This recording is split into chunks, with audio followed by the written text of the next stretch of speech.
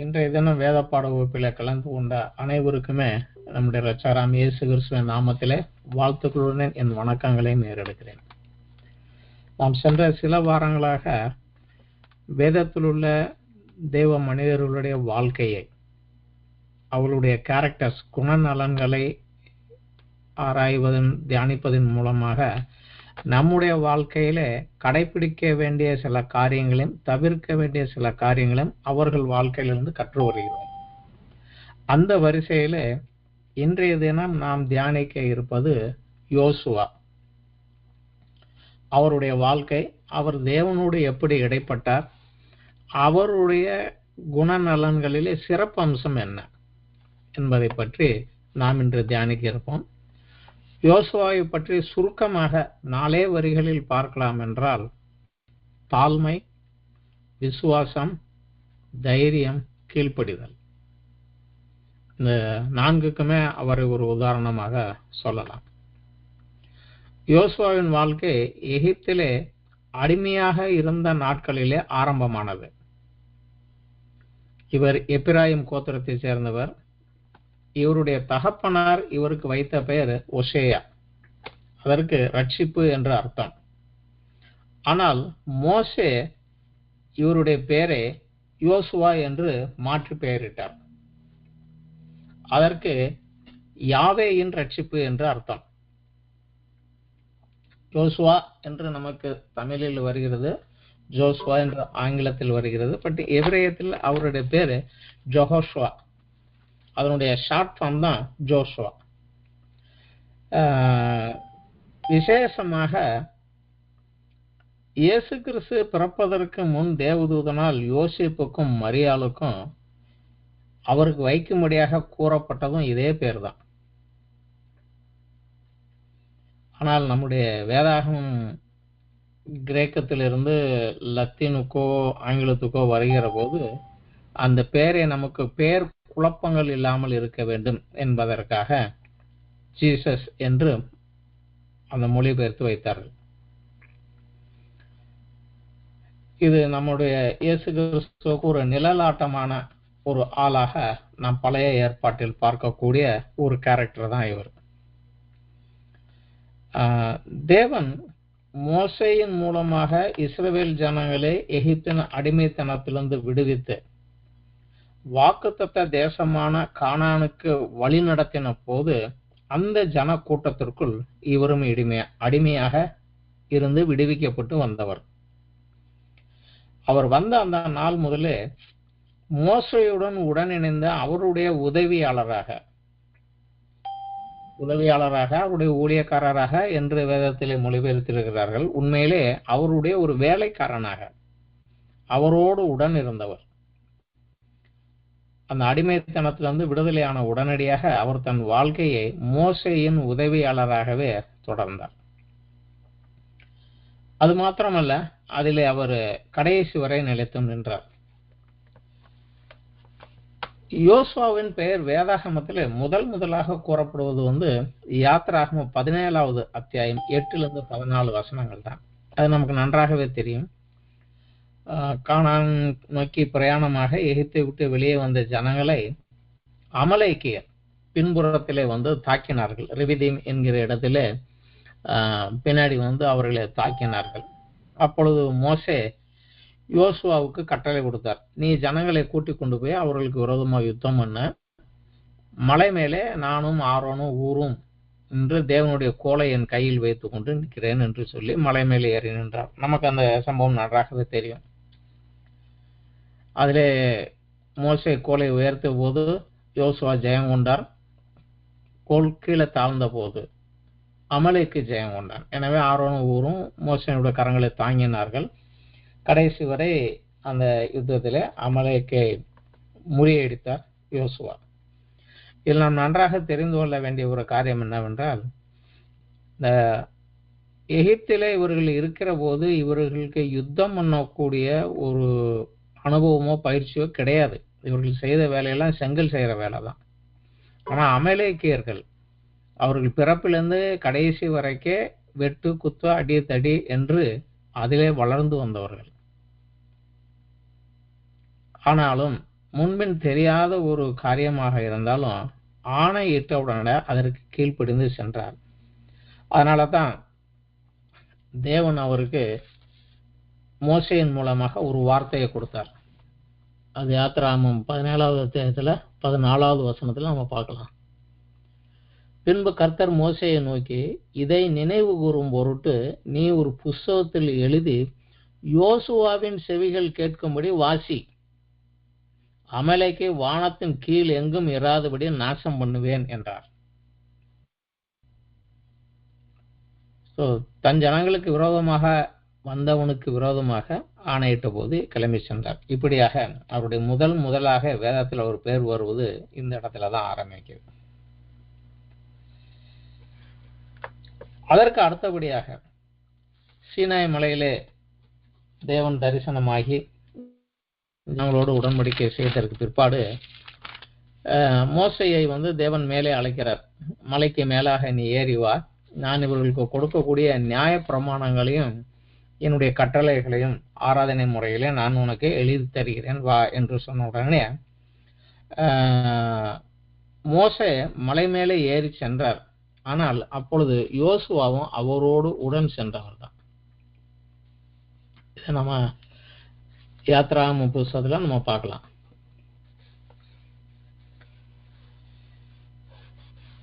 யாத்திராகமம் 24 12 13 வசனங்களில நம்ம பார்க்கலாம். அப்பொழுது கர்த்தர் மோசேயை நோக்கி, நீ மலையின் மேல் என்னிடத்தில் ஏறி வந்து அங்கே இரு, நான் உனக்கு கற்பலகைகளை நீ அவருக்கு உபதேசிப்பதற்கு நான் எழுதின நியாயப்பிரமாணத்தையும் கற்பனைகளும் கொடுப்பேன் என்றார். அப்பொழுது மோசே தன் ஊழியக்காரனாகிய யோசுவாவோட எழுந்து போனான். மோசே தேவ பர்வதத்திற்கு ஏறி போனான். மேலே போய் மோசே 40 நாள் மலை உச்சியிலே தேவ சமூகத்திலே இருந்தான். மலை அடிவாரத்திலே ஜனங்கள் இருக்கிறார்கள், ஆரோனும் ஊரும் அங்க இருக்கிறாங்க. மலையின் மேலே, அதாவது மோசேக்கும் ஜனங்களுக்கும் நடுவிலே அந்த பகுதியிலே மேலே சென்று மோசே கீழே திரும்பி வரும் வரைக்கு 40 நாட்கள் இந்த யோசுவாவும் அங்கே அவனுக்காக காத்திருந்தார். இந்த 40 நாட்கள் கழித்து மோசே அங்கே கீழே இறங்கி வருகிற போது யோசுவா அவரை சந்தித்து அவரோடு கீழே இறங்கி வந்தார். இதை நம்ம யாத்திராகமம் 32வது அத்தியாயத்துல படிக்கலாம் 15 இருந்து. பின்பு மோசே மலையிலிருந்து இறங்கினான். சாட்சி பலகைகள் 2 அவன் கையில் இருந்தது. அந்த பலகைகள் இருபுறமும் எழுதப்பட்டிருந்தது. அவைகள் இந்த பக்கத்துல அந்த பக்கம். அந்த பலகைகள் தேவனால் செய்யப்பட்டதாயும் அவைகள் 15 எழுத்து தேவனால் எழுதப்பட்ட எழுத்துமாய் இருந்தது. ஜனங்கள் ஆரவாரம் பண்ணுகிறதை யோசுவா கேட்டு மோசேயை நோக்கி, பாளையத்தில் யுத்தத்தின் இரைச்சல் உண்டாயிருக்கிறது என்றான். அவன் கீழே இறங்கி வர வரைக்கும் 40 நாள் இவனு மலை மேல அவனுக்காக காத்து கொண்டுதான் இருந்தான். கீழே ஜனங்கள் கண்ணுக்குட்டி செஞ்சு கொண்டாட ஆரம்பிச்சிட்டாங்க. மேல போனவனுக்கு என்ன ஆச்சோ தெரியல, அதனால நமக்கு வேற கடவுள் உண்டாக்கு அப்படின்னு செஞ்சுட்டாங்க. ஆனா அந்த சமயத்துல யோசுவா மேலேதான் இருந்தான். ஒரு தன் கொடுக்கப்பட்ட வேலையில கொஞ்சம் கவனமா இருந்தார்.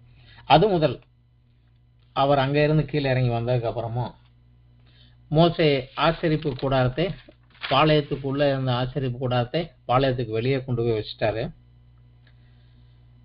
அப்பொழுது அவருடைய ஊழியக்காரனாகிய யோசுவா அந்த ஆசரிப்பு கூடார வாசலிலே எந்நேரமும் காவல் காக்கிறவனாக அந்த ஆசரிப்பு கூடாரத்தை விட்டு பிரியாமல் அங்கேயே இருந்தார். யாத்திராகமம் 33 7வது வசனம். மோசே கூடாரத்தை பெருத்து அதை பாளையத்துக்கு புறம்பே தூரத்தில் போட்டு அதற்கு ஆசரிப்பு கூடாரம் என்று பெயரிட்டான். கர்த்தரை தேடும் யாவரும் பாளையத்துக்கு புறமான ஆசரிப்பு கூடாரத்திற்கு போவார்கள். 11வது வசனம். ஒருவன் தன் சிநேகிதனோடு பேசுகிறது போல கர்த்தர் மோசையோடு முகமுகமா பேசினார். பின்பு அவன் பாளையத்துக்கு திரும்பினான். நூனின் குமாரனாகிய யோசுவா என்னும் அவனுடைய பணிவிடைக்காரனாகிய வாலிபன் ஆசரிப்பு கூடாரத்தை விட்டு பிரியாதிருந்தான். அந்த ஆசரிப்பு கூடார வாசல்லையே மோசே வெளியே போயிருந்தாருனால அவர் வர்ற வரைக்கும் அதுக்கு ஒரு காவலாளனாக அங்க அவருக்கு உதவி பண்ணக்கூடிய அங்கேயே தான் இருந்தார். இதுல அவருடைய ஒரு தாழ்மையையும் தன்னைத்தானே அர்ப்பணித்து கொண்டதையும் நம்ம இதுல பார்க்கலாம். அது மாத்திரமல்ல, முதலிலே கானான் தேசத்தை சுற்றி பார்த்து வரும்படியாக 12 கோத்திரத்துக்கு ஒருவராக 12 பேரை பிரித்து எடுத்து மோசே அனுப்புகிறார். அப்படி அனுப்பப்பட்ட போது அதிலே சென்ற 12 பேரிலே கோத்திரத்துக்கு ஒருவராக இவருடைய கோத்திரத்திலே, எப்ராயிம் கோத்திரத்திலே யோசுவா சென்றார். இதுல சென்று வந்ததுல 12 பேர்ல 10 பேரு அவிசுவாசத்தோடு ஒரு அறிக்கையை சொல்லி ஜனங்களை பின்வாங்கும்படியாக ஒரு சூழ்நிலைகள் வழி நடத்தினாங்க. ஆனால் யோசுவாவும் காலேபும் மட்டும் விசுவாச அறிக்கை செய்து ஜனங்களை முன்னோக்கி செல்லும்படியாக கூறினார்கள். தேவன் எனக்கு இதை கொடுப்பேன் என்று சொல்லியிருக்கார், கொடுப்பார் என்று தேவன் பேரில் அவர்கள் விசுவாசம் இருந்தது. ஆனா சென்ற 10 பேரும் அங்க இருக்கிற ஜனங்களை பார்த்து பயப்பட்டார்கள். தேவன் தங்களோடு உடன் இருக்கிறார் என்பதன் மேல் அவர்களுக்கு விசுவாசம் இல்லாமல் போய்விட்டது. இந்த இடத்துல ஒரு விசுவாச அறிக்கையை அவர் செய்தார். இதற்கு பிற்பாடு அதன் விளைவாக ஜனங்கள் 40 வருடங்கள் பாளையத்திலே சுற்றி திரிய நேரிட்டது. அந்த 40 வருடங்களும் மோசையோடு உடன் ஊழியனாக மோசையோட உடன் இருந்தார். அந்த 40 வருடங்கள் கழித்து மோசே தன் மரிக்க முன்னதாக தேவனிடத்துல தன்னுடைய வேலையை பொறுப்பேற்று கொண்டு செலுத்த ஒரு ஆள் வேண்டும் என்று தேவனிடத்தில் கேட்டார். என்றால் அவர்கள் மோசையும் ஆரோனும் செய்த ஒரு தவறினாலே ஆண்டவர் சொல்லிவிட்டாரு, நீங்க இந்த 2 பேரும் அவங்களை அந்த கானானுக்குள்ள கொண்டு போவதில்லை என்று. ஜனங்கள் தேவனுக்கு விரோதமாக முறுமுறுத்ததுனால, என்கிட்ட உடன்படிக்கை செய்த பிறகும் நீங்க முறுமுறுத்ததுனால நீங்களும் கானானுக்குள் போவதில்லை என்று எகிப்தை விட்டு வெளியே கிளம்பின ஜனங்களையும் தேவன் சொல்லிவிட்டார். ஆனா உங்க பிள்ளைங்க போவாங்க அப்படின்னு சொல்லிட்டார். அதுல 2 பேர் தான், காலேபும் யோசுவாவும் மாத்திரம்தான். அந்த எகிப்தை விட்டு கிளம்பினவர்கள் அந்த 2 பேர் மட்டும்தான் கானானுக்குள் பிரவேசிப்பார்கள் என்று சொல்லிவிட்டார்கள். அப்ப ஆரோன் மரித்து விட்டார். அவன் மகன் எலேசரை அடுத்த ஆசாரியனாக நியமித்து விட்டு ஆரோன் மலை மேல அடக்கம் பண்ணிட்டாங்க. இப்போ மோசே சொல்றாரு, பார்டர்ல எரிகோவுக்கு பக்கத்துல வந்துட்டோம், யோர்தானுக்கு பக்கத்துல வந்துட்டோம், இதை கடந்து நாங்க போகணும், இதுக்கு மேல போறதுக்கு எனக்கு தேவன் அனுமதிக்கவில்லை. ஆனால் தேவனே இவர்களை வழி நடத்தக்கூடிய, அதாவது இவர்கள் சார்பாக பொறுப்பெடுத்து காரியங்களை செய்யவும் யுத்தங்களை நடத்தவும் ஒரு தலைவன் வேண்டும் அப்படின்னு தேவனை நோக்கி மோசே கேட்கிறார். அப்பொழுது தேவனால் தலைவனாக, ஜனங்களை வழிநடத்தும் தலைவனாக யோசுவா நியமிக்கப்பட்டார். இவர் தானாக அந்த பொறுப்புக்கு வந்தவர் அல்ல. மோசையோ பார்த்து என் கூடவே இருந்தா அதனால இவனை வச்சுக்குவோம் என்றும் சொல்லவும் அல்ல. தேவனால் இந்த பொறுப்புக்கு அவர் நியமிக்கப்பட்டார். இது என்னாகமம் 27வது அத்தியாயத்துல 12ல இருந்து நம்ம பார்த்தோம்னா அதுல அந்த காரியங்கள் இருக்குது. பின்பு கர்த்தர் மோசேயை நோக்கி, நீ இந்த அபரீம் மலையில ஏறி நான் இஸ்ரவேல் புத்திரர் கொடுத்த தேசத்தை பார், நீ அதை பார்த்த பின் உன் சகோதரனாக ஆரோன் சேர்க்கப்பட்டது போல நீயும் உன் ஜனத்தாரிடத்தில் சேர்க்கப்படுவாய். ஜனங்கள் சபையார் வாக்குவாதம் பண்ணின சீன் வனாந்தரத்தில் தண்ணீர் கடத்த விஷயத்தில் அவர்கள் கண்களுக்கு முன்பாக என்னை பரிசுத்தம் பண்ண வேண்டிய நீங்கள் என் கட்டளையை மீறினீர்களே என்றார். இது சீன் வனாந்தரத்திலே காதேசூர் அருகே உண்டான மேரிபாவுக்கு அடுத்த காரியம்.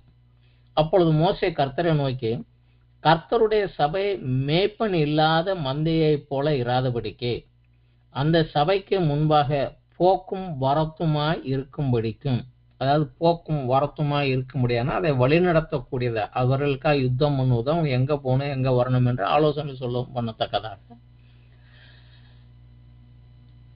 அவர்களை போகவும் வரவும் பண்ணும்படிக்கு மாம்சமான யாவருடைய ஆவிகளுக்கும் தேவனாகிய கர்த்தர் ஒரு புருஷனை அவர்கள் மேல் அதிகாரியாக ஏற்படுத்த வேண்டும் என்றான்.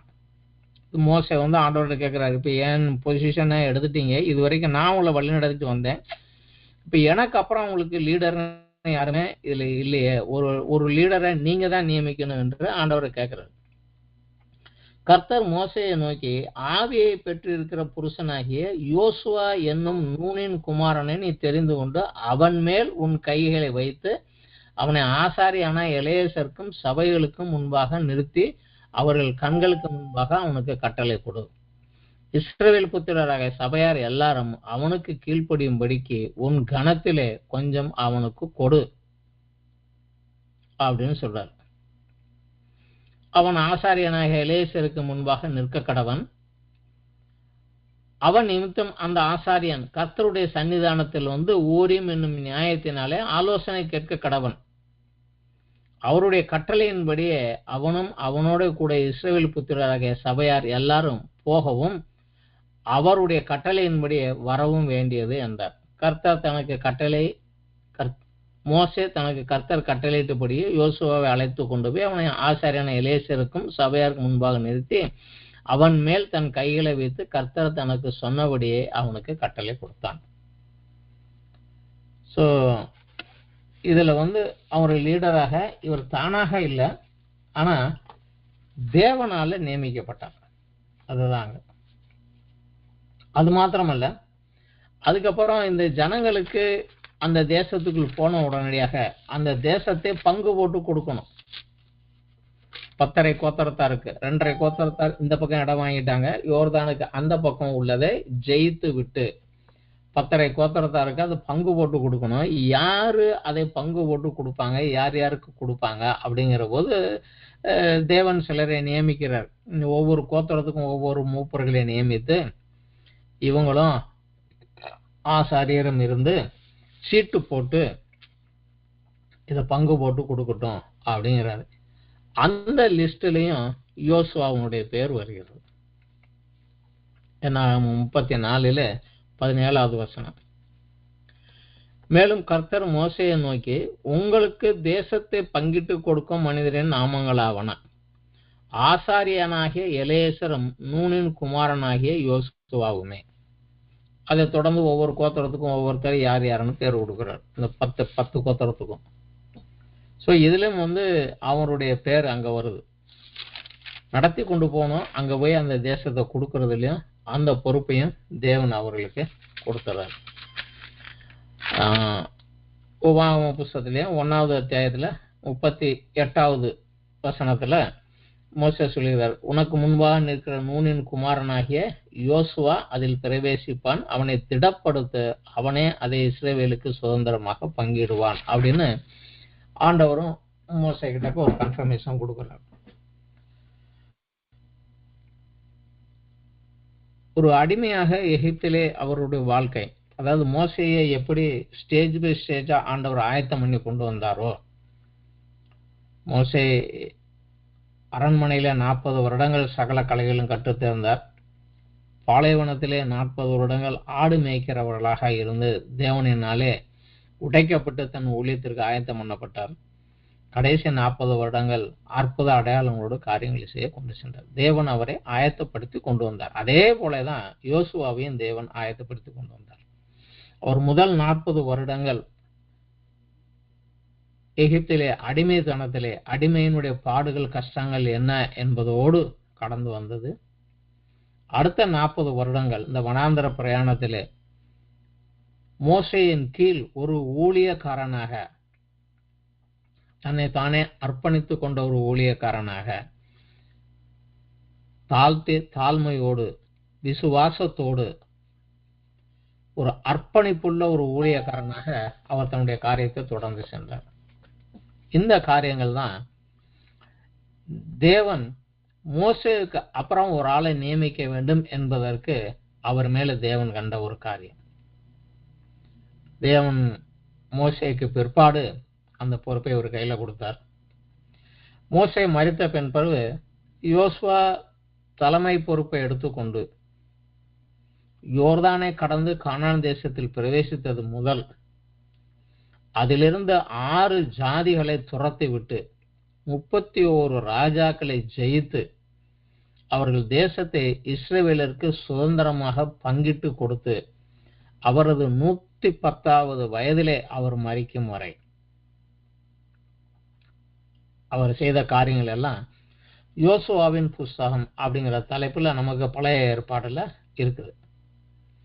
நம்ம அநேக காரியங்கள் நம்ம வாசிச்சிருக்கிறோம். குறிப்பாக சொல்ல வேண்டும் என்றால் வேதாகமத்தில் ஒவ்வொரு புஸ்தகங்களுடைய பின்னணியும் விளக்கமும் என்ற தலைப்பிலே நம்ம ஒரு ஸ்டடி ஏற்கனவே நடத்தினோம்.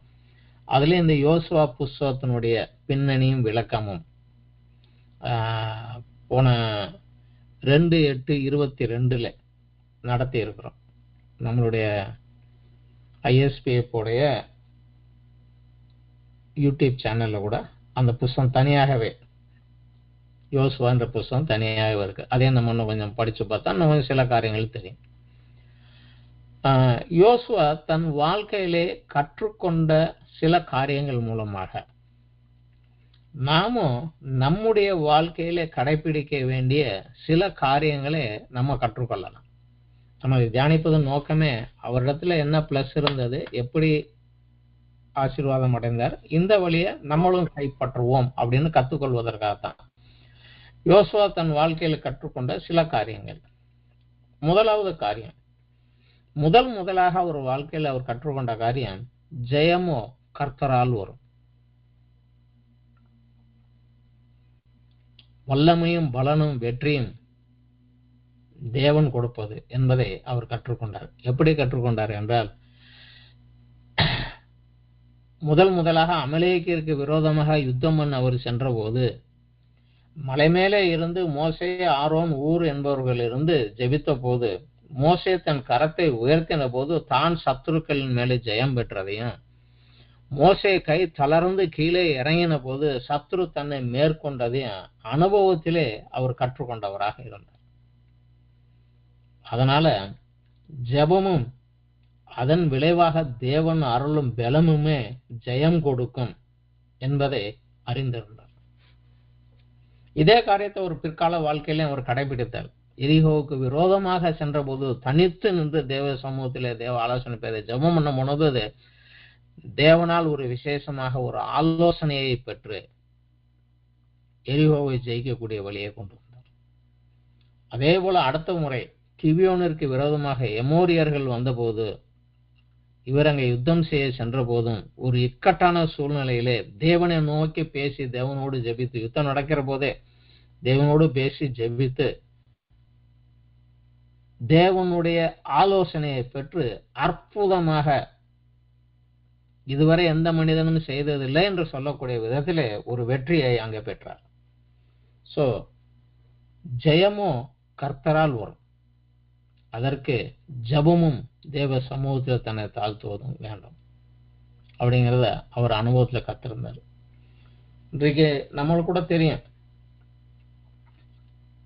ஜபம்தான் ஜெயம் கொடுக்கும், ஜபம் இல்லையே ஜெயம் இல்லை என்பதை நம்மளும் அறிவோம். அதனால ஜெபித்து தேவ சமூகத்திலே நம்முடைய காரியங்களை ஒப்புவித்து தேவ ஆலோசனையை பெற்று நடக்கிற போது கண்டிப்பாக ஜெயம் நமக்கு உறுதி. இரண்டாவதாக ஒரு காரியம்,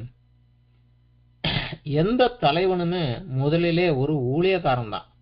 தலைவராக யாரும் பிறப்பதில்லை, தலைவராக எல்லாரும் உருவாக்கப்படுகிறார்கள். எகிப்திலே அடிமையாக பிறந்தான், வனாந்திரத்திலே மோசேயின் ஊழியக்காரனாக, அதாவது அவருடைய வேலைக்காரனாக தன்னை தாழ்த்தி தன்னுடைய வாழ்க்கையை அவருக்கு அர்ப்பணித்து அவருக்கு ஊழியம் செய்வதிலே அர்ப்பணித்திருந்தான். அந்த வேலையில் அவன் காட்டின உத்தமம், வைராக்கியம், தாழ்மை, இவற்றின் மூலமாக தேவ ஜனங்களை வழிநடத்தும் தலைவனாக தேவனால் நியமிக்கப்பட்டான். கீழே தான் அவருடைய ட்ரைனிங் ஆரம்பமாகி வந்தது, நேரடியாக தலைவராக போகவில்லை. நம்மளும் அதே போலதான், நம்ம எங்க இருக்கிறோமோ இருக்கிற இடத்துல நம்மளால் இயன்ற காரியங்களே தேவனுக்கென்று உத்தமமும் உண்மையுமாக செய்கின்ற போது தேவன் நமக்கென்று நியமித்திருக்கிற ஓட்டத்துக்குள்ளே நம்மளை வழிநடத்துவார். இங்கிருந்து எதையுமே செய்யாம நான் அதை பண்ணணும் இதை பண்ணணும்னு கேட்டுக்கிட்டு இருந்தா கஷ்டம்தான். மூன்றாவதாக ஒரு காரியம், குறிக்கோளிலே கண் நோக்கமாக இருந்தார். தடைகளை பார்த்து கலங்கவில்லை. அதாவது கானானை வேவு பார்க்க சென்ற 12 பேரிலே 10 பேரு பாதகமான சூழ்நிலைகளையே நோக்கி பார்த்தாங்க. ஆனா மோசேயும் யோசுவாவும் காலேபுமே அதுல சாதகமான காரியங்களை அவங்க கண் நோக்கி பார்த்தாங்க. என்னாகும் புத்தகத்துல 13வது அத்தியாயத்துல நம்ம பார்க்கலாம். 25வது வசனத்துல வந்து நம்ம படிச்சோம்னா நமக்கு அதுல சில காரியங்கள் நம்ம அதுல கற்றுக்கொள்ளலாம். அவர்கள் தேசத்தை சுற்றி பார்த்து 40 நாள் சென்ற பின் திரும்பினார்கள். அவர்கள் பாரான் வனாந்தரத்தில் இருக்க காதேசுக்கு வந்து மோசே ஆரோன் மேல் விழுத்து இஸ்ரவேல் புத்திர சபையார் எல்லாரிடத்திலும் சேர்ந்து அவர்களுக்கு சபையார் அனைவருக்கும் சமாச்சாரத்தை அறிவித்து தேசத்தின் கனியிலே அவர்களுக்கு கொடுத்தார்கள். அவர்கள் மோசேயை நோக்கி, நீர் எங்களை அனுப்பின தேசத்துக்கு நாங்கள் போய் வந்தோம். அது பாலும் தேனும் ஓடுகிற தேசம்தான், இது அதனுடைய கனி. ஆனாலும் அந்த தேசத்திலே குடியிருக்கிற ஜனங்கள் பலவான்கள், பட்டணங்கள் அரணிப்பானவைகளும் மிகவும் பெரியவைகளுமா இருக்கிறது. அங்கே ஏனோக்கின் குமாரரையும் கண்டோம். ஏனோக்கின் குமாரர்கள்ங்கிறது ராட்சசர்களை குறிக்கும். அந்த மாதிரி அமலேக்கியர் தென்புறமான தேசத்திலே குடியிருக்கிறார்கள். ஏத்தியரும் எபூசியரும் எமோரியரும் மலை நாட்டிலே குடியிருக்கிறார்கள். கானானியர் கடல் அருகேயும் யோர்தான் அண்டையும் குடியிருக்கிறார்கள் என்றார்கள். அப்போது காலேப் மோசேக்கு முன்பாக ஜனங்களை அமர்த்தி, நாம் உடனே போய் அதை சுதந்திரித்துக் கொள்வோம், நாம் அதை எளிதாக ஜெயித்துக் கொள்வோம் என்றான். அவனோட கூட போய் வந்த மனிதரோ, நாம் போய் அந்த ஜனங்களோட எதிர்க்க நம்மாலே கூடாது, அவர்கள் நம்மை பார்க்கலும் பலவான் என்றார்கள். நாங்கள் போய் சுற்றி பார்த்து வந்த அந்த தேசம் தன் குடிகளை பட்சிக்கிற தேசம். நாங்கள் அதிலே கண்ட ஜனங்கள் எல்லாரும் மிகவும் பெரிய ஆட்கள். அங்கே ராட்சத பிறவியான ஏனோக்கின் குமாரராகிய ராட்சதரையும் கண்டோம். நாங்கள் எங்கள் பார்வைக்கு வெட்டுக்கிளிகளைப் போல இருந்தோம், அவர்கள் பார்வைக்கும் அப்படியே இருந்தோம் என்று சொல்லி இப்படி இஸ்ரவேல் புத்திரர்களை தாங்கள் சுற்றி பார்த்து வந்த தேசத்தை குறித்து துர்ச்செய்தியை பரப்ப செய்தார்கள். இந்த 10 பேர் பார்த்ததெல்லாம் அங்க இருக்கிறவன எல்லாம் பெரிய ஆளு, அவங்ககிட்ட நம்ம போய் சண்டை போட முடியாது.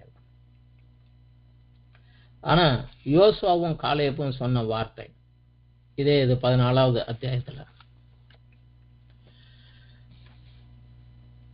6வது வசனத்துல இருந்து, தேசத்தை சுற்றி பார்த்தவர்களில் நூனின் குமாரனாகிய யோசுவாவும் எப்புன்னையின் குமாரனாகிய காலேபும் தங்கள் வஸ்திரத்தை கிழித்துக் கொண்டு இஸ்ரவேல் புத்திரன் சமஸ்த சபையை பாக்கி, நாங்கள் போய் சுற்றி பார்த்து சோதித்த தேசம் மகா நல்ல தேசம். கர்த்தர் நம்மேல் பிரியமாயிருந்தால் அந்த தேசத்துல நம்மை கொண்டு போய் பாலும் தேளும் ஓடுகிற அந்த தேசத்தை நமக்கு கொடுப்பார். கர்த்தருக்கு விரோதமாக மாத்திரம் கலகம் பண்ணாதிருங்கள். அந்த தேசத்தின் ஜனங்களுக்கு நீங்கள் பயப்பட வேண்டியதில்லை, அவர்கள் நமக்கு இரையாவார்கள். அவர்களை காத்த நிழல் அவர்களை விட்டு விலகி போயிற்று. கர்த்தர் நம்மோட இருக்கிறார், அவர்களுக்கு பயப்பட வேண்டியதில்லை என்றார்கள். சோ எதற்காக போனாங்களோ வந்தாங்களோ அதுல குறிக்கோளில கண்ணாக இருந்தார். சாதகமான தன்மைகளை பார்த்தாங்க, பாதகமான தன்மைகளை இது இருக்குது. ஆனாலும் அந்த 10 பேரும் என்ன சொன்னாங்க, நம்ம போய் அவங்களை ஜெயிக்க முடியாது, நம்ம போய் அவங்களை ஜெயிக்க முடியாது. வாசம் தான். ஆனா யோசேப்பும் காலம் என்ன, அவர்களை காத்த நிழல் போயிருச்சு.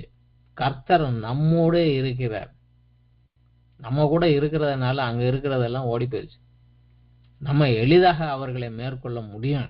நம்ம பெரிய ஆள் தான் இருக்கட்டும், ஆனா நம்மோடு இருக்கக்கூடிய தேவன் அதை விட பெரியவர் அல்லவா என்று சொல்லி அவங்க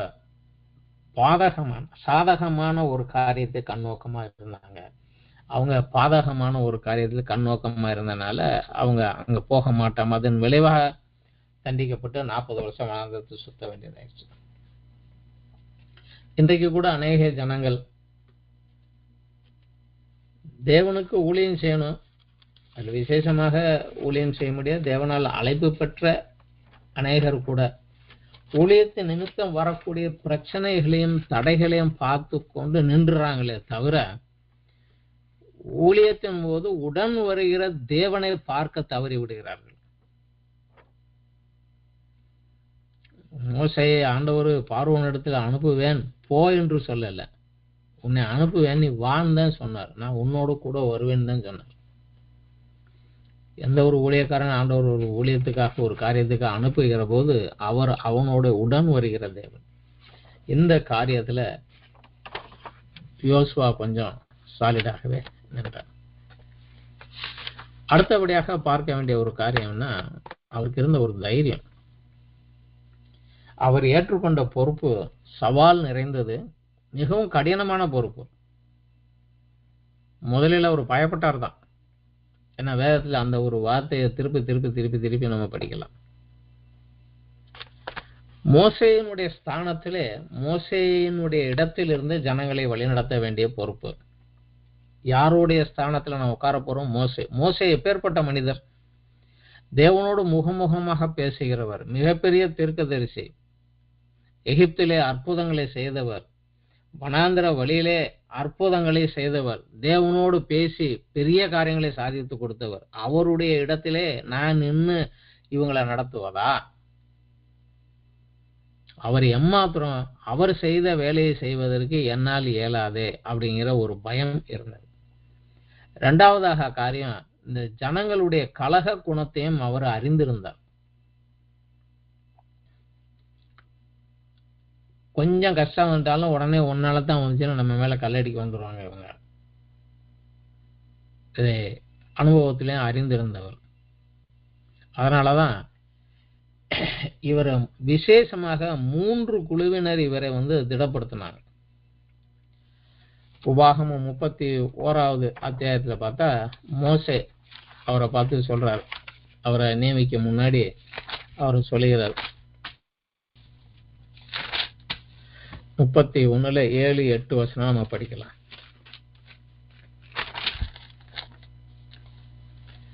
பின்பு மோசே யோசுவாவை அழைத்து இஸ்ரவேல் எல்லாரும் பார்த்திருக்க அவனை நோக்கி, பலம் கொண்டு திடமனதாயிரு, கர்த்தர் இவர்களுக்கு கொடுப்பேன் என்று இவருடைய பிதாக்களுக்கு ஆணையிட்ட தேசத்திற்கு நீ இந்த ஜனத்தை அழைத்து கொண்டு போய் அதை இவர்கள் சுதந்திரிக்கும்படி செய்வாய். கர்த்தர் தாமே உனக்கு முன்பாக போகிறவர், அவர் உன்னோட இருப்பார், அவரை உன்னை விட்டு விலகுவதும் இல்லை, உன்னை கைவிடுவதும் இல்லை, நீ பயப்படவும் கலங்கவும் வேண்டாம் என்றார். ஸோ மோசே அதுக்கு நியமிக்கிற போதே சொல்றார், உன்னை இதுதான் வச்சிருக்கிறாருப்பா, உன் கூட கர்த்தர் இருப்பார், நீ பயப்படாதே அப்படிங்கிற. அதே போல யோசுவா கிளம்புகிற போது தேவனும் அந்த ஒரு காரியத்தை திரும்ப யோசுவாவிடத்துல சொல்லுகிறார். யோசுவாவின் புத்தகம் 1வது அத்தியாயத்துல நம்ம படிச்சோம்னா 1-9 வசனங்கள் படிச்சோம்னா அதுல பார்க்கலாம். கர்த்தருடைய தாசனாகிய மோசே மரித்த பின்பு கர்த்தர் மோசேயின் ஊழியக்காரனாகிய நூனின் குமாரன் யோசுவாவை நோக்கி, என் தாசனாகிய மோசே மரித்து போனான், இப்பொழுது நீ இந்த ஜனங்கள் எல்லாரும் எழுந்து இந்த யோர்தானை கடந்து இஸ்ரவேல் புத்திரருக்கு நான் கொடுக்கும் தேசத்துக்கு போங்கள். நான் மோசேக்கு சொன்னபடி உங்கள் காலடி மிதிக்கும் எவ்விடத்தையும் உங்களுக்கு கொடுத்தேன். வனாந்தரமும் இந்த லிபனோனும் தொடங்கி ஐபிரத்து நதியான பெரிய நதி மட்டும் உள்ள ஏத்தியரின் தேசம் அனைத்தும் சூரியன் அஸ்தமிக்கிற தேசியான பெரிய சமுத்திரம் வரைக்கும் உங்கள் எல்லையா இருக்கும். நீ உயிரோடு இருக்கும் நாளெல்லாம் ஒருவனும் உனக்கு முன்பாக எதிர்த்து நிற்பதில்லை. நான் மோசையோடு இருந்தது போல உன்னோடும் இருப்பேன். நான் உன்னை விட்டு விலகுவதும் இல்லை, உன்னை கைவிடுவதும் இல்லை. பலம் கொண்டு திடமனதாயிரு, இந்த ஜனத்தின் பிதாக்களுக்கு நான் கொடுப்பேன் என்ற ஆணையிட்ட தேசத்தை நீ இவர்களுக்கு பங்கிடுவாய் சொல்றாரு. சொல்லிட்டு திருப்பி 9வது வசனத்தை சொல்லுகிறார், நான் உனக்கு கட்டளையிடவில்லையா? பலம் கொண்டு திடமனதாயிரு, திகையாதே, கலங்காதே, நீ போகும் இடமெல்லாம் உன் தேவனாகிய கர்த்தர் உன்னோட இருக்கிறார் அப்படிங்கிறார். திரும்ப திரும்ப 2 தடவை சொல்லுகிறார்.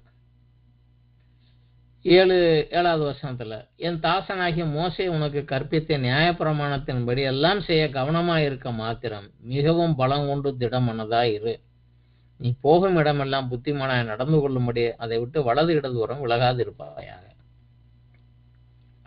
இதை மட்டும் வாசி இதுல சொன்னபடி நீ நட, பயப்படாத பயப்படாத அப்படிங்கிற. அதே போல ஜனங்களுடைய மூப்பர்களும் யோசுவா கிட்டக்க சொல்றாங்க. யோசுவா 1வது அத்தியாயம் 17-18வது வசனம், நாங்கள் மோசேக்கு செவி கொடுத்தது போல உமக்கும் செவி கொடுப்போம். உம்முடைய தேவனாகிய கர்த்தர் மாத்திரம் மோசையோடு இருந்தது போல உம்மோடும் இருப்பாராக. நீர் எங்களுக்கு கட்டளையிடும் சகல காரியத்திலும் உம்முடைய சொல்லை கேளாமல் உமக்கு வாக்குக்கு முரட்டாட்டம் பண்ணுகிற எவனும் கொலை செய்யப்பட கடவன். பலம் கொண்டு திடமனதாய் மாத்திரம். ஸோ அவருக்கு தெரியும் கையில கொடுத்த பொறுப்பு மிக கடினமான ஒரு பொறுப்பு, என்னால முடியுமா காரியம். ஆனா மோசேயை திடப்படுத்தினார். தேவன் தாமே இறங்கி நீ பலம் கொண்டு திடமனதாயிர நான் உன்னோட இருப்பேன் என்று வாக்கு கொடுத்தார். ஜனங்களும் சொன்னாங்க நீர் பலம் கொண்டு திடமனதாயிரும், நாங்க உமக்கு கீழ்ப்படிவோம், உங்க சொல்லுக்கு கீழ்ப்படியாதவன் எவனா இருந்தாலும் அவனை கொலை செஞ்சு கூட போட்டுருவோம் அப்படின்னு. ஸோ அந்த திடப்படுத்தினதுக்கு பிற்பாடு அந்த காரியத்திலே காலை வைத்தவர் தன் வாழ்வின் கடைசி நாள் வரை தைரியமாகவே செயல்பட்டார். அப்புறம் அவர் ஒரு இடத்துலயும் அவர் பின்வாங்கவும் இல்லை, ஒரு இடத்துலயும் அவர் கலங்கி போய் நிற்கும். தைரியமாக கடைசி வரைக்கும் தன்னுடைய பொறுப்பை கையில் எடுத்து கொண்டு சென்றார். ஆனா அன்றைக்கு அவர் செய்ய வேண்டிய பொறுப்பை நிறைவேற்ற தேவன் கட்டளையிட்டார். நியாய பிரமாணத்தின் வார்த்தைகளை மாத்திரம் நீ தியானம் பண்ணு, இது இந்த நியாய பிரமாண புஸ்தகம் வாயை விட்டு பிரியாது இருப்பதாக, இது எழுதியிருக்கிறவர்களாம் செய்யும்படி கவனமாக இருக்கும்படி இரவும் புகழும் அதை தியானித்து கொண்டிரு, அப்பொழுது நீ உன் வழியை வாய்க்க பண்ணுவாய், அப்பொழுது புத்திமானாய் நடந்து கொள்வாய் என்று தேவன் அவருக்கு ஆலோசனை கொடுத்திருந்தாரு. அது மாத்திரமல்ல, அவரை முதலாக மோசையின் மூலமாக நியமிக்கிற போதே ஆசாரியனுடைய எலேசரை இவருக்காக தேவ சமூகத்தில் நின்று மன்றாடுகிறவராக, தேவ சமூகத்தில் ஆலோசனை பெற்று தருகிறவராக, ஆசாரியனாக அவரையும் நியமித்து அவருடைய ஆலோசனை சொல்லுகிறார். உனக்கு எதுவும் தேவைன்னா தேவ சமூகத்தில் விசாரிக்கணும், ஆசாரியனை கேளு, அவன் ஊரின் தும்மியின் மூலமாக தேவனுடைய ஆலோசனை பெற்று உனக்கு சொல்லுவான் அப்படின்னு அதையும் வச்சிருந்தார். எப்படி அன்றைக்கு அவருக்கு ஒரு கைடு புக் நியாயப்பிரமாணம், இதுல செய்யும் சொன்னது செய்ய, செய்யாதுன்னு சொல்லாது செய்யாது, அது மாத்திரம் போதும் நான் அவன் கூட இருப்பேன் அப்படின்னு கூட இருந்தது போல,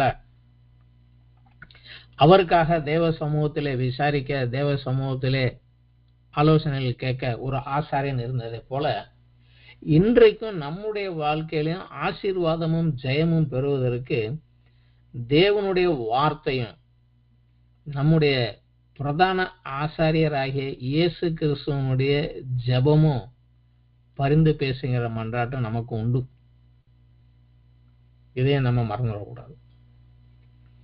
சங்கீதம் 1:1 வசனத்திலிருந்து 3 வசனம் வரைக்கும் படித்தா அந்த காரியங்கள் அதான் வருது. சங்கீதம் 1 நம்ம எல்லாருக்கும் தெரிஞ்ச ஒரு காரியம்தான்.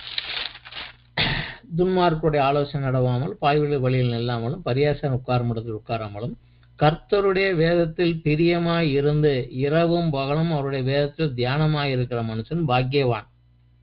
அந்த யோசுவா கொண்டதும் அப்படித்தான். நியாயப்பிரமாண புஸ்தகத்துல தியானமாயிரு, உன் வாயை விட்டு பிரியாதிருப்பதாக. இங்க அதுல தியானமாயிருக்கிற மனுஷன் அவன் நீர்க்கால்கள் ஓரமாய் நடப்பட்டு தன் காலத்தில் தன் கனியை தந்து இலை உதிராது இருக்கிற மரத்தை போல இருப்பான், அவன் செய்வதெல்லாம் வாய்க்கும். இந்த நமக்கும் அன்றைக்கு யோசுவா கொடுத்த அதே இதைத்தான் கொடுத்துருக்கிறோம். அதே போல இயேசு கிறிஸ்துவும் தன்னை பின்பற்றி வந்த சீசர்களை நோக்கி பேசுகிற போது அவர் சில காரியங்களை அவர்களுக்கு சொல்லுகிறார். யோவான் எழுதின சுவிசேஷத்துல 8வது அத்தியாயத்துல 31-32 வசனங்கள் நம்ம படித்து பார்த்தோம்னா அங்க அதான் சொல்லுகிறார். தன்னை பின்பற்றின யூதர்கள் நோக்கி இயேசு சொல்லுகிறாரு, நீங்கள் என் உபதேசத்தில் நிலைத்திருந்தால் மெய்யாகவே என் சீசராய் இருப்பீர்கள், சத்தியத்தையும் அறிவீர்கள், சத்தியம் உங்களை விடுதலையாக்கும் அப்படிங்கிறார். என்னுடைய டீச்சிங் அன்னைக்கு அவங்களுக்கு நியாயப்பிரமாணம் இருந்தது. ஆனா இன்றைக்கு நமக்கு அந்த நியாயப்பிரமாணம் இல்ல, கிறிஸ்துவின் பிரமாணம் நமக்கு இருக்கிறது. கிறிஸ்துவனுடைய டீச்சிங், கிறிஸ்து என்ன செய்ய சொன்னாரு செய்ய சொல்ல, செய்யாதேன்னு சொன்னாருங்கிறது நமக்கு இன்னைக்கு இருக்குது.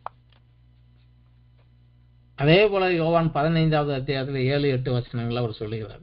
இயேசு கிறிஸ்து, நீங்கள் என்னிலும் என் வார்த்தைகள் உங்களிலும் நிலைத்திருந்தால் நீங்கள் கேட்டுக்கொள்வது எதுவோ அது உங்களுக்கு செய்யப்படும். நீங்கள் மிகுந்த கனிகளை கொடுப்பதினால் என் பிதா மகிமைப்படுவார், எனக்கும் சீசராயிருப்பீர்கள். நீங்க என்னிலும் என் வார்த்தை உங்களிலும் நிலைச்சிருக்கட்டும். என் வார்த்தையின்படி நடக்கிறது உங்க வாழ்க்கையில இருந்தது என்றால், நீங்கள் கேட்டுக்கொள்வது எதுவோ, நீங்கள் தேவனை நோக்கி ஜெபம் பண்ணது எதுவோ அது உங்களுக்கு கொடுக்கப்படும். ஏனென்றால் எபிரேய நிருபத்தில் சொல்கிறது, நம்மளுடைய பிரதான ஆசாரியனாகிய இயேசு கிறிஸ்து இன்றைக்கு பிதாவின் சமூகத்திலே இருக்கிறார். எபிரேயர் 7வது அத்தியாயத்துல 25வது வசனம். மேலும் தமது மூலமாய் தேவனிடத்தில் சேருகிறவர்களுக்காக வேண்டுதல் செய்யும்படிக்கு அவர் எப்பொழுதும் உயிரோடு இருக்கிறவராகையால் அவர்களை முற்றுமுடிய ரட்சிக்க வல்லவராய் இருக்கிறார். பரிசுத்தரும் குற்றமற்றவரும் மாசில்லாதவரும் பாவிகளுக்கு விலகினவரும் வானங்களில் உயர்ந்தவருமாய் இருக்கிற இவ்விதமான பிரதான ஆசாரியரே நமக்கு ஏற்றவராய் இருக்கிறார். அதே போல எபிரேயர் 9:24வது வசனம். அந்தபடி மெய்யான பரிசுத்த ஸ்தலத்துக்கு அடையாளமான கையினால் செய்யப்பட்டதாயிருக்கிற பரிசுத்த ஸ்தலத்திலே கிறிஸ்துவானவர் பிரவேசியாமல் பரலோகத்தில் தானே இப்பொழுது நமக்காக தேவனுடைய சமூகத்திலே பிரத்யட்சமாக பிரவேசித்திருக்கிறார். அவர் பிதாவின் வலது பாசத்துல பரலோகத்துல வீட்டில் இருக்கிறார். எதற்காக? தம் மூலமாக தேவனிடத்தில் சேருகிறவர்களுக்காக வேண்டிக் கொள்வதற்காகவும் இவர்களுக்காக பரிந்து பேசுவதற்காகவும் அங்கே இருக்கிறார். அன்றைக்கு யோசுவாவுக்கு இருந்த அந்த ஒரு பலன் நமக்கும் இன்னைக்கும் உண்டு. ஆனா அதை உணர்ந்தவர்களாக நம்ம செய்ய வேண்டிய ஒரு காரியம் இருக்கு. வேத வசனங்களை தியானிப்பது, அதன்படியாக கீழ்ப்பிடிந்து நடப்பது, ஜபத்திலே தேவ சமூகத்திலே அந்த உறவுக்குள்ளாக கொண்டு வருவது. என்றால் கிறிஸ்தவம் என்பது ஒரு மதம் அல்ல, ஒரு மார்க்கம். It's not a religion, it's a relationship with God. அந்த ரிலேஷன்ஷிப்பை நம்ம காத்துக்கொள்வதற்கு அவரோடு பேசுவதும் அவர் பேசுவதை கேட்பதும் நமக்கு முக்கியம். இதுல நடந்து கொண்டிருந்தா மிச்சத்தை எல்லாம் அவர் பார்த்துப்பார். 6வது ஒரு காரியம், ஒரு முக்கியமான ஒரு காரியம், தேவனுடைய ஆலோசனைக்கு எந்த கேள்வியும் விளக்கமும் கேட்காமலே யோசுவா கீழ்ப்படிந்தார். இன்றைக்கு நம்ம அந்த மூளை அறிவினாலே இது எப்படி சாத்தியமாகும், அது எப்படி சாத்தியமாகும் என்று நம்ம பார்க்கறதுனாலதான் அநேக காரியங்கள் தேவ கட்டளைக்கு நம்மளால கீழ்ப்படிய முடியல. உதாரணத்துக்கு பார்த்தோம் என்றால் யோசுவா 5வது அத்தியாயம், அதிலே எரிகோவை சமீபத்தில் நிக்கிறாங்க. யோர்தான் நதியை கடந்துட்டாங்க. யோர்தான் நதியை தாண்டி கானான் தேசத்துக்குள்ள நுழைஞ்சிட்டாங்க. எதுக்கே இருக்கிறது எரிகோ பட்டணம். கோட்டை சுவர் உள்ள மிக பலமான ஒரு பட்டணம். கோட்டை சுவர் மேல ரதங்கள் கூட ஓடும், அந்த அளவுக்கு அகலமான கோட்டைகள் கொண்டது. இதை இவங்க போய் உடச்சு கிடைச்சு போட்டுலாம் உள்ள போக முடியாது. வாசல் வெளியே தான் போகணும். வாசல் வெளியே போனா கண்டிப்பா சாவு நிச்சயம். இந்த பட்டணத்துக்கு விரோதமாக நாம் போகணும்னு இருக்காரு. எப்படி போகிறது தெரியல. என்ன செய்யறது, என்ன வழிமுறை, யுத்த வழிமுறை கடைபிடிக்கணும் தெரியல. அந்த மாதிரி ஒரு சூழ்நிலையிலே அவரு ஜனங்களை அங்க விருத்த சேதனை வேற பண்ணிட்டாங்க. ஏன்னா 40 வருஷம் வனாந்தரத்துல அவங்க யாரும் விருத்த சேதனம் பண்ணவில்லை. அதனால இங்க வச்சு விருத்த சேதனம் பண்ணிட்டாரு. இப்ப விருத்த சேதனம் பண்ணாலே நமக்கு தெரியும், அவனால நார்மல் லைஃபுக்கு வர்றதுக்கே ஒரு வாரம் ஆகும். இவனை கொண்டு யுத்தத்துக்கு சண்டை போட கொண்டு போக முடியாது. பெய்து கொண்டிருந்த மண்ணா நின்று வச்சு இனி இந்த எரிகோவை பிடிச்சி ஜெயிச்சுட்டு உள்ள போய் அங்கிட்டு இருக்கிற விளைச்சல் எடுத்து சாப்பிட்டாதான் சாப்பாடு.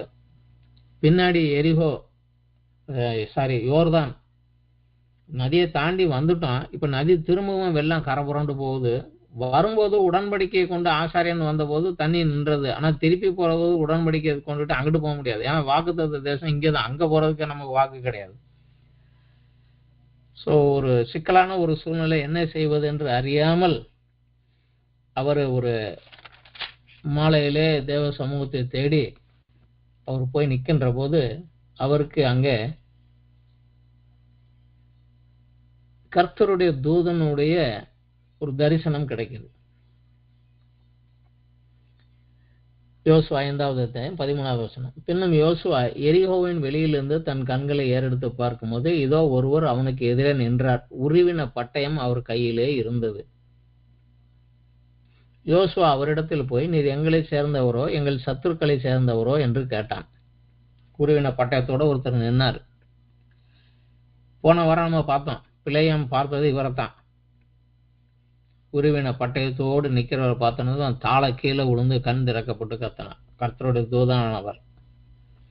ஏன்னா இவரை குறித்து ஏற்கனவே தேவன் சொல்லியிருந்தாரு, அந்த தேசத்தில் உன்னை கொண்டு சேர்க்கும் வரை என் தூதனான அவர் உனக்கு முன் செல்வார் என்று. உருவின பட்டயத்தோடு நின்னார். இதை பார்த்த உடனே இவர் கேட்கிறாரு, நீ எங்களுக்கு ஹெல்ப் பண்ண வந்தவரா இல்லை எங்கள் சத்துருக்களை சேர்ந்தவரா? அவர் அல்ல, நான் கர்த்தருடைய சேனையின் அதிபதியாக இப்போது வந்தேன் என்றார். அப்போது யோசுவா தரையிலும் முகங்குப்புற விழுந்து பணிந்து கொண்டார். அப்ப கர்த்தரிடத்துல வந்திருக்கிறீங்கன்னா சரி, இப்பொழுது என் ஆண்டவரே தமது அடியனுக்கு சொல்லுகிறது என்ன என்று கேட்டான். சடக்குன்னு கீழே விழுந்துட்டு, கர்த்தருடைய தூதன் வந்திருக்கீங்க, ஐயா சொல்லுங்க ஐயா, நீங்க சொல்லுங்க நான் செய்யறேன்னு தன்னை தாழ்த்தி முகங்குப்புற கீழே விழுந்தான். அவர் முதல்ல சொன்ன வார்த்தை, உன் காலில் இருக்க பாதரிச்சை கலற்றி போடு, நீ நிற்கிற இடம் பரிசுத்த பூமி என்றார். எப்படி மோசைக்கு முச்சடியில தேவன் அறிமுகமானவனு சொன்ன அந்த முதே வார்த்தை இங்கேயும் உனக்கும் சொல்லப்பட்டது. அதுக்கப்புறம் அவரு சொல்றாரு, 6வது அத்தியாயத்துல சொல்றாரு, எரிகோ இஸ்ரவேல் புத்திரருக்கு முன்பாக அடைக்கப்பட்டிருந்த ஒருவனும் வெளியே போகவும் இல்லை, ஒருவனும் உள்ள வரவும் இல்லை. கர்த்தர் யோசுவாவை நோக்கி, இதோ எரிகோவையும் அதன் ராஜாவையும் யுத்த வீரரையும் உன் கையிலே ஒப்பு கொடுத்தேன். யுத்த புருஷராக நீங்கள் அனைவரும் பட்டணத்தை சுற்றி சூழ்ந்து ஒரு தரம் சுற்றி வாருங்கள். இப்படி 6 நாள் செய்ய கடவீர்கள். 7 ஆசாரியர் பெட்டிக்கு முன்பாக 7 கொம்பு எக்காலங்களை பிடித்து கொண்டு போக வேண்டும். 7ஆம் நாளிலே பட்டணத்தை 7 தரம் சுற்றி வர கடவர்கள். ஆசாரியர்கள் எக்காலங்களை ஊத வேண்டும். அவர்கள் அந்த கொம்புகளினால் நெடுந்தொணி இடும்போது நீங்கள் எக்கால சத்தத்தை கேட்கும் போதும் ஜனங்கள் எல்லாரும் மகா ஆரவாரத்தோட ஆர்ப்பரிக்க கடவீர்கள். அப்பொழுது பட்டணத்தின் அலங்கம் இடிந்து விழும். உடனே ஜனங்கள் அவரவருக்கு நேராக ஏற கடவர்கள். இதுதான் அவர் கொடுத்த ஆலோசனை. ஆனா யோசிச்ச மண்டையில யோசிச்சு பார்த்தா, நான் சுத்தி வந்து எக்காலம் ஊதணும்னு கோட்டை சவர் எப்படி கீழே விடும்? அது அவ்வளவு ஸ்ட்ராங்கா இருக்குதே, நான் சத்தம் போட்டு கத்தினா அது விழுந்துருமோ, அது எப்படி விழும் அப்படின்னு அந்த மூளை அறிவினால அவங்க அதை யோசிச்சு டிஸ்கஸ் பண்ணி விளக்கம் எல்லாம் கேட்கல. டக்குன்னு அடுத்த வார்த்தையை சொல்லிட்டான். உடனே ஆசாரியரை அழைச்சு கொண்டு உடன்படிக்கை பெட்டி எடுத்துக்கொண்டு ஊரை சுத்தி வாங்கப்பா. கேள்விகள் எல்லாம் கேட்கல.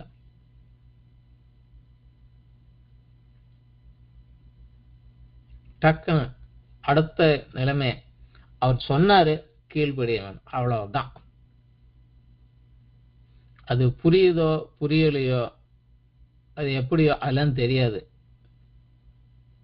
சொன்னாரு, சொன்னதுக்கு செய்யணும், அவ்வளவுதான். இன்றைக்கு நம்மளே அநேகமாக வேதத்தில் உள்ள அநேக காரியங்களை, இது இப்படி ஆகுமா அப்படி ஆகுமா, இப்படி செஞ்சா வருமா அப்படி செஞ்சா வருமா, சொன்னாரு சொன்னதை செஞ்சு அவர் சொன்னதை அவர் கண்டிப்பா பார்த்தார். அந்த சொன்ன வார்த்தைக்கு அப்படியே கீழ்ப்படியக்கூடிய கீழ்ப்படிதல் நமக்கு வேணும். ரொம்ப சிம்பிளான காரியம்தான். முதலாவது தேவனுடைய ராஜ்யத்தை நமது நீதியின் தேடுங்கள், அப்பொழுது நீங்கள் உண்ணவும் உடுக்கவும் குடிக்கவும் தேவை என்னவோ அதை அனுதினம் தேவன் தருவார். தேவன் வாக்கு கொடுத்திருக்கிறார். ஆனா இன்னைக்கும் என் தேவைக்கு நான் தான் செய்யணும்னு நம்மளாக சுய முயற்சியில முயற்சி பண்ணி கொண்டு ஓடிக்கின்றே இருக்கிறோம்.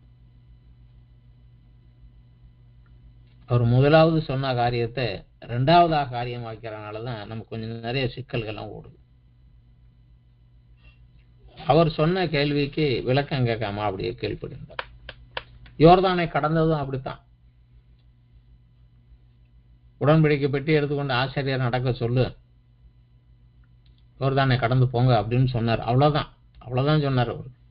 உடனே விருந்து சொன்னாரு, ஆசிரியர்ல வாப்பா உடன்படிக்கை பெட்டி எடுத்து நடங்கப்பா. அவங்க ஆத்துக்குள்ள கால் வச்சாங்க, தண்ணி பின்னிட்டு திரும்பி போச்சு.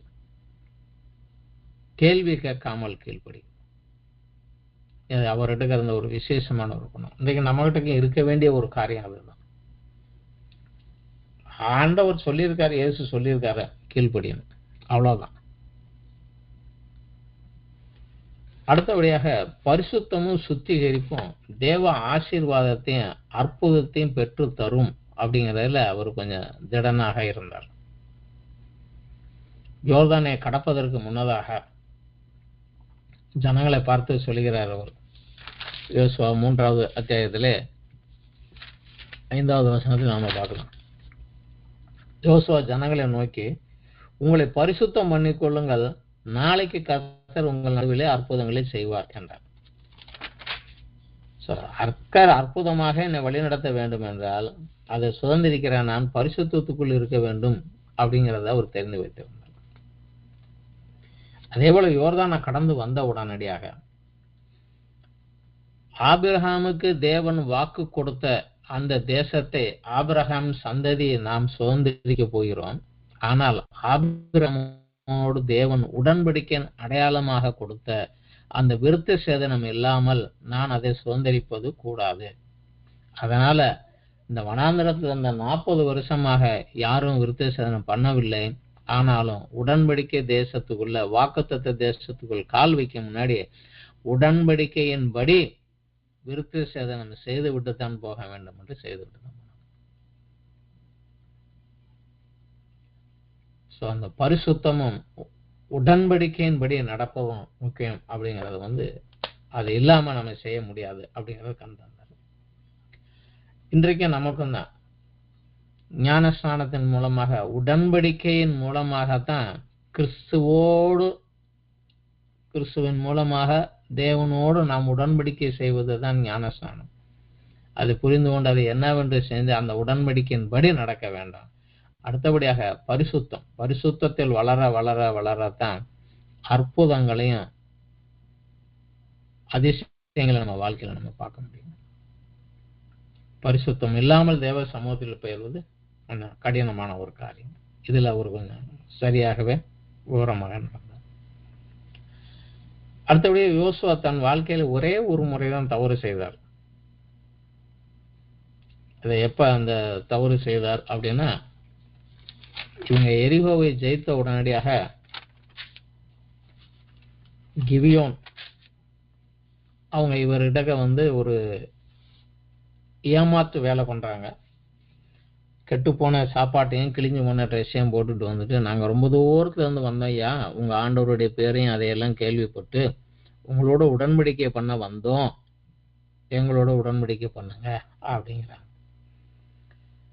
அப்ப நான் உங்களோட பண்ண மாட்டோமே அப்படிங்கிறப்ப, நாங்க தூரத்துல இருந்து வந்தோம் ஐயா நாங்க அப்படிங்கிறாங்க. அவங்க சொன்ன பொய்யை நம்பி ஒரு உடன்படிக்கை பண்றாங்க. அந்த வசனம் என்ன சொல்லுன்னா, யோசுவா 9வது அத்தியாயத்துல 14-15, அப்பொழுது இஸ்ரவேலர் கர்த்தருடைய வாக்கை கேளாமல் அவர்களுடைய போஜன பதார்த்தத்திலே சிறிது வாங்கி கொண்டார்கள். நீங்க கர்த்தருடைய வார்த்தையின்படி நீங்க பண்ணிருந்தீங்கன்னா அந்த தேசத்தில் எந்த குடிகளோடும் உடன்படிக்கை பண்ணாதிருப்பாயாக அப்படின்னு வார்த்தையில இருக்குது. ரெண்டாவது, சந்தேகம் வந்தா ஆண்டவர்கிட்ட விசாரிச்சு கேட்டு உண்டு இல்லை சொல்றதுக்கு ஆசாரியன் கூட இருக்கிறான். அவன்கிட்டயாவது ஒரு வார்த்தை கேட்டிருக்கலாம். இளையசர்ட்ட, ஐயா தேவ சமூகத்தில் நின்று என்னை கேட்டு சொல்லு, இந்த மாதிரி வந்திருக்கிறாங்க, நாங்க செய்யலாம் வேண்டாமான்னு. இந்த வார்த்தையும் கேட்கவில்லை, அவர் மூலமாகவும் கேட்கவில்லை. யோசுவா அவர்களோட சமாதானம் பண்ணி அவர்களுடைய உயிரோட காப்பாற்றும் உடன்படிக்கையை அவர்களோடு பண்ணினான். அதற்கு சபையின் பிரபுக்கள் அவர்களுக்கு ஆணையிட்டு கொடுத்தார்கள். யோசுவா மட்டும் சபையார் எல்லாரும் சேர்ந்து சமாதானம் பண்றோம்யா, நான் உங்களுக்கு விரோதமாக வரமாட்டேன்யா, உங்களுக்குன்னா நாங்க நிற்போம் அப்படிங்கிற மாதிரி ஒரு சமாதான உடன்படிக்கை பண்ணிட்டு அவங்க கொடுத்த சாப்பாடை வாங்கி சாப்பிட்டாங்க. 3ஆவது நாள் தான் தெரிஞ்சது, ஆஹா இவங்க நம்மளை ஏமாத்திட்டாங்க அப்படின்னு. ஸோ நம்மளும் நம்மளுடைய வாழ்க்கையில எந்த ஒரு மேஜர் டிசிஷனோ இல்லை மைனர் டிசிஷன் தேவனுடைய ஆலோசனையை கேட்காம தேவ வார்த்தையின்படி போகாம கால் வைக்கிறது தப்பு. இது அவருடைய வாழ்க்கையில நம்ம காத்துக்கொள்கிறோம். அடுத்ததாக வந்த ஒரு காரியம், ஏமாத்திட்டாங்க, ஆனாலும் கர்த்தருடைய நாமத்தினாலே உடன்படிக்கை பண்ணிட்டேன். அந்த ஜனங்களுக்கு விரோதமாக, அந்த கிபியோனியருக்கு விரோதமாக எமோரியர் வந்தபோது அவங்க சொன்னாங்க, அங்கிருந்து ஆள் அனுப்புறாங்க, எப்பா உங்ககிட்ட அக்ரிமெண்ட் எல்லாம் பண்ணாமே எனக்கு விரோதமா ஆள் வந்து நிக்கிறாங்கயா, என்னை கொல்ல வராங்கிற போது தேவ நாமத்தினாலே நான் அக்ரிமெண்ட் உடன்படிக்கை பண்ணிட்டேன், அதனால என் உடன்படிக்கையின்படி நடப்பேன் என்று சொல்லி ராம் முழுவதும் நடந்து வந்து விடிய காலையில எமோரியர் மேல யுத்தம் பண்ண இறங்குறாங்க. எமோரியர் மேல யுத்தம் பண்ணுகிற போது தேவன் அவர்களோடு சேர்ந்து யுத்தம் பண்ணினார். அதுதான் அதுல விசேஷம். யோசுவா 10வது அத்தியாயத்துல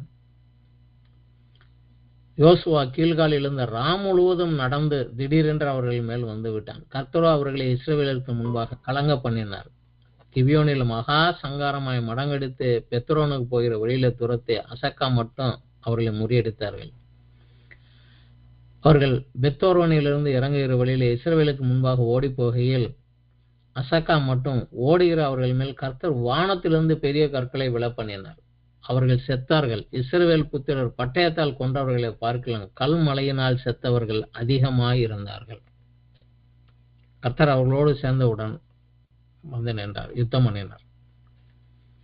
அப்போதான் சொல்றான், நாங்க ராம் முழுதும் நடந்து வந்தோம், இப்போ பகல்ல யுத்தம் பண்றோம், ஆனா சத்துருக்கள் தப்பிச்சு ஓடுறாங்க, ஓடிட்டான்னா என்னால முடியாது, அதனால எனக்கு ஒரு வேலை செய்யுங்க ஆண்டவர் என்று யோசுவா கர்த்தர்கிட்ட பேசுகிறார். 12வது வசனம், கர்த்தர் எமோரியரை இஸ்ரவேல் புத்திரருக்கு முன்பாக ஒப்பு கொடுக்கிற அந்நாளிலே யோசுவா கர்த்தரை நோக்கி பேசி, ஏன்னா ஏற்கனவே ஒரு ஆலோசனை கேட்காம அடி வாங்கிட்டேன், நான் இதை செய்ய மாட்டேன், கர்த்தரை நோக்கி பேசிவிட்டு பின்பு இஸ்ரவேலின் கண்களுக்கு முன்பாக சூரியனே நீ கிபியோன் மேலும் சந்திரனே நீ ஆயுளன் பள்ளத்தாக்கின் மேலும் தரித்து நில்லுங்கள் என்றான். அப்போது இந்த சத்துருக்கெல்லாம் துரத்தி அடிக்கிற வரைக்கும் ஒரு பகல் முழுவதும் சூரியன் நடு வானத்திலே நின்றது. ஸோ உடன்படிக்கை காப்பதற்காக ராம் முழுவதும் நடந்து வந்துட்டு காலையில யுத்தம் பண்றதுங்கிறது வந்து இட்ஸ் நாட் ஈஸியான ஒரு காரியம் கிடையாது. அதோடு தொடர்ந்து அடுத்த ஒரு நாளும் கடந்து 12 24 மணி நேரம் யுத்தம் பண்ணியிருக்காங்க. இது தேவன் அவருக்கு உடன்படிக்கை காத்துக்கொள்வதில் அவன் உறுதியாக நின்றான். நம்மளும் தேவனோடு புது உடன்படிக்கையின் மூலமாகத்தான் உள்ள நுழைஞ்சிருக்கிறோம். ஆனா உடன்படிக்கையில என்ன சொல்லி செஞ்சோங்கிறது தெரிந்து கொண்டு அதுல உறுதியாக நிக்க வேணும். ஏன்னா தேவன் உடன்படிக்கையின் தேவனாக இருக்கிறார். அதுல இருக்கணும். கடைசியாக மோசேயின் மூலமாக தேவன் ஆரம்பித்த அந்த இஸ்ரவேலருடைய விடுதலை யோசுவாவின் மூலமாக கானான் தேசத்தில் குடியேறி சுதந்திரிக்கும்படியாக நிறைவேறிவிட்டது. இன்றைக்கு இயேசு கிறிஸ்து மூலமாக முழு உலகத்தாருக்கு தேவன் ஆரம்பித்த அந்த ரட்சிப்பு, அதை நிறைவேற்றி முடிக்கும் பொறுப்பு நம் அனைத்து கிறிஸ்தவர்களுக்கும் கொடுக்கப்பட்டுள்ளது. அன்றைக்கு யோசுவா செய்த அதே காரியத்தை இன்றைக்கு நாமளும் செய்ய வேண்டிய ஒரு சூழ்நிலையில தான் ஆண்டவர் நம்ம கையில இந்த பொறுப்பை கொடுத்திருக்கிறார். யோசுவாவின் காலத்தில் அவருக்கு இருந்தவள் ஒரு தைரியமாக வார்த்தையிலே கேட்டு தேவனுக்கு கீழ்ப்படிதலிலே நாம் நடந்து போகிற போது தேவன் கொடுத்த பொறுப்பை நிறைவேற்றி முடித்தவர்களாக ஒரு நாள் மேலைக்கு போற போது அவர் சொல்லுவார், நல்லது, உண்மையும் விசுவாசமும் உள்ள என் தாசனே, என் சந்தோஷத்திலே நீ பங்கு கொள் வா என்று நம்மை அழைக்கக்கூடிய அந்த வார்த்தைக்கு நம்ம தகுதிப்படுத்தணும். யோசுவாவுடைய வாழ்க்கையில அநேக காரியங்கள் உண்டு. ஆனா நம்மளுடைய காரியத்துல நம்ம அவருடைய காரியத்துல கற்றுக்கொண்ட காரியம் இதுதான். தாழ்மை, தைரியம், கீழ்ப்படிதல். வாக்கு கொடுத்துட்டேன், வாக்கு படி நடக்கணும். நம்ம கூட சங்கீதம் 15 கூட இதே ஒரு காரியம் மேல வருது. யார் அவருடைய கூடாரத்தில் குடியிருப்பான், யார் உம்முடைய பரிசுத்த பருவத்தில் வாசம் பண்ணுவான் அப்படின்னு ஆரம்பிச்சு 4வது வசனம் எப்படி முடிக்கிறது, ஆணையிட்டதில் தனக்கு நஷ்டம் வந்தாலும் தவறாது இருக்கிறான். நான் ஒரு வாக்கு கொடுத்துட்டேன், நஷ்டம் வந்தாலும் கூட நான் தவற மாட்டேன், சொன்னபடி நடப்பேன் அப்படிங்கிறது. நம்மளும் அந்த மாதிரி ஒரு காரியத்தில் நடந்து ஆண்டவரோட கூடாரத்தில் போவதற்காக நம்ம ஆயத்தமாகும். இதோடு இன்றைய தினத்துக்குரிய இந்த யோசுவாவினுடைய கேரக்டர் ஸ்டடி, குணநலன் ஆராய்ச்சி, இந்த பாடம் இதோடு இன்றைக்கு முடிகிறது. நன்றி, வணக்கம்.